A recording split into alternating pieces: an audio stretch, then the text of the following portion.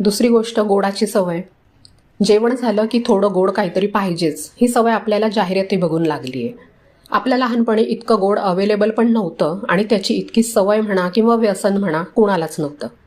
आठवड्यातून एकदा दोनदा कधीतरी चालेल, पण रोज ती सवय ठेवू नका. जेवणानंतर लगेचच आडवं पडू नका. 10-15 मिनिट तरी थोडंसं चाला. स्वयंपाकघर आवरणं, भांडी वगैरे ह्यामध्ये तर आपला वेळ जातोच. आणि एक महत्त्वाची मानसिक सवय म्हणजे स्वतःला दोष देत जेवू नका.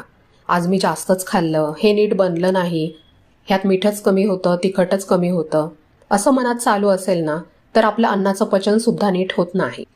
रात्रीचं जेवण साधं असेल ना, तर त्याचा फायदा तुम्हाला सकाळी उठल्यावर लगेचच जाणवेल.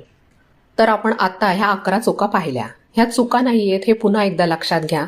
ही आपल्या अथक परिश्रमाची गोष्ट आहे. पण आपण आपल्या कुटुंबाला जेवढा वेळ देतो त्याच्या फक्त 2% वेळ आपल्याला स्वतःसाठी द्यायचा आहे. स्वतःला जपणं हा स्वार्थ नाही.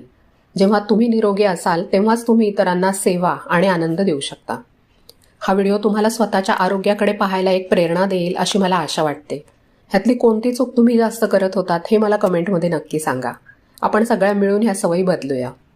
ह्या माहितीमुळे तुम्हाला थोडं जरी प्रोत्साहन मिळालं असेल तर व्हिडिओला लाईक करा. तुमच्या इतर मैत्रिणींना सुद्धा ह्या टिप्स मिळाव्यात म्हणून व्हिडिओ शेअर करा आणि चॅनलला सबस्क्राईब करायला विसरू नका. पुन्हा भेटूया लवकरच एका नवीन आणि महत्त्वपूर्ण विषयासोबत. तोपर्यंत आनंदात राहा.